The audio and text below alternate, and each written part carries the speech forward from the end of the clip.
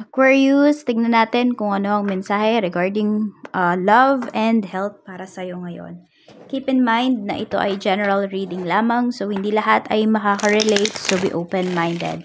Sa mga hindi pa po nakasubscribe dito sa ating channel, please subscribe na po kayo and pa-like na din po ng ating video. At pwede nyo pong panoorin yung inyong moon, rising, and Venus sign para sa mas kumpletong mensahe. Lalo na kung hindi kayo nakaka-resonate Aquarius sa inyong sun sign. Your energy, we have Two of Swords. Yan. May big decisions kayong gagawin. Parang, yun, hindi nyo pa talaga alam kung ano ba yung pipiliin ninyo. Yes, nagdadalawang isip pa po yung karamihan sa inyo. Tignan natin, okay, pagdating sa iyong love life. Or meron ba dito dalawang tao na nanliligaw sa inyo? Or nasa isang relationship na kayo. Hindi nyo alam kung magstay pa ba kayo. Or magla-let go na kayo.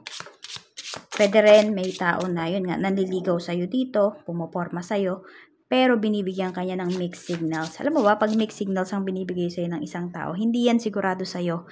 Hindi yan pure love. We have, okay, so meron dito, no? Meron po dito, no? Ginugusto kayo ng isang tao. Pinupurso kayo kasi pwedeng nakikita niya na may mabe-benefit siya sa'yo. Meron ba dito may sarili na kayong bahay, maganda yung work ninyo, so pwedeng nakapag-research na sa inyo yung isang taong to bago pa ito lumapit sa'yo, bago pa ito magpakilala sa'yo. Ayan, so tignan nyo, diba? Mafe-feel mo naman ikaw din mismo, hindi ka rin magdadalawang isip kung mafe-feel mo yung tao na yun na ano sa'yo, na pure yung intention niya sa'yo.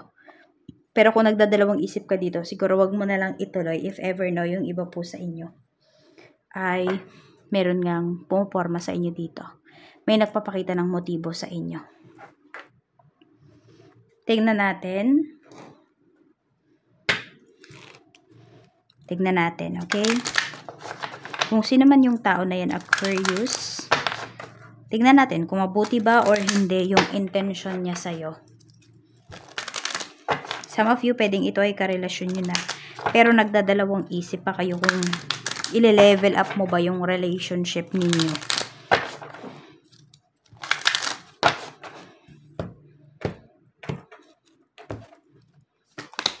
We have pleasure, you see? Diba? Ano ba yung mabe-benefit sa'yo ng tao na yun? Pwedeng yun lang po talaga yung tinitignan niya. We have country. Meron ba dito na sa ibang bansa kayo? So, baka iniisip niya, uy, kapag pinurso ka niya, madadala mo siya sa ibang bansa. Oh, diba? Ang pinapagana niya talaga isipan niya. So, kayo din po, paganahin nyo din po yung isipan ninyo. Pag may nakikita na po kayo na red flag, huwag nyo na pong ituloy. Sige, tingnan natin. Ano ba talaga yung nafe-feel sa'yo ng tao na yan? Malay mo naman, di ba, makatulong pala siya sa'yo. Kahit na sabihin natin na yan yung ano niya. Ganyan siya. The Empress. Wow, hindi talaga pure yung nakikita ko dito na intention sa'yo ng tao na yan O, pinapurso ka niya lang talaga kasi may nakikita siya sa'yo. Ayan o, 8 of Cups. Alam mo, pag nabigay mo na or nakuha niya na yung gusto niya, pwedeng iwan ka na ng taong to. So, nasa sayo pa rin yung choice, ha? Ayan. Kung ipopurso mo ba siya. or tatanggapin mo ba? I-entertain mo pa ba yung taong yan? I feel abandoned by you and it is triggering my childhood traumas. You see? Diba ano yung sabi ko? Pwede pag nakuha niya na yung gusto niya sa'yo, iiwan ka na lang din ng tao na yan. Bigla na lang yan mag-ghost. Or mag-iiba yung treatment sa'yo. So, tignan naman natin pagdating sa iyong health. Sa health naman po, Spirit Guide. We have King of Pentacles. So, meron dito, pwedeng meron kayong sakit na mana sa side ng father mo.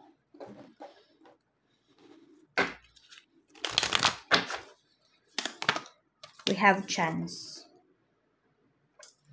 Kaya po yung iba sa inyo, alamin nyo kung ano ba yung mga sakit-sakit ng mga both sides ninyo para po maiwasan po ninyo. Meron dito, pwedeng, hindi ko alam kung may bukol kayo dito. So, may chance pa daw siya na pwedeng magamot siya. Parang no need naman is-surgery.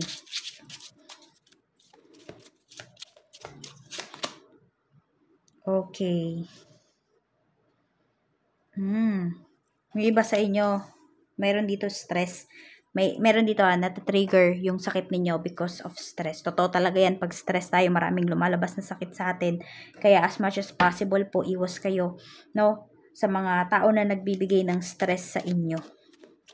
Meron dito, pwedeng lumalaki pa yung bukol ninyo. So, pa-second opinion po kayo. Meron dito parang need siya ng agarang surgery. Meron po dito, Aquarius. Ayan, meron dito, agarang surgery ang need ninyo. So, wag po kayong magdalawang isip, okay? And also, because of your lifestyle din, kaya din lumalabas tong sakit ninyo.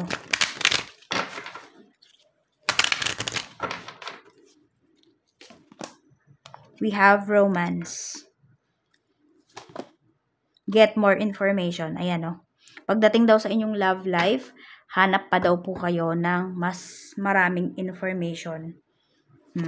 Pagdating dyan sa person ninyo. Ask for help from others. Hindi po yan masama. Okay, hindi po masama na magtanong-tanong kayo sa ibang tao kung ano bang background ng person mo.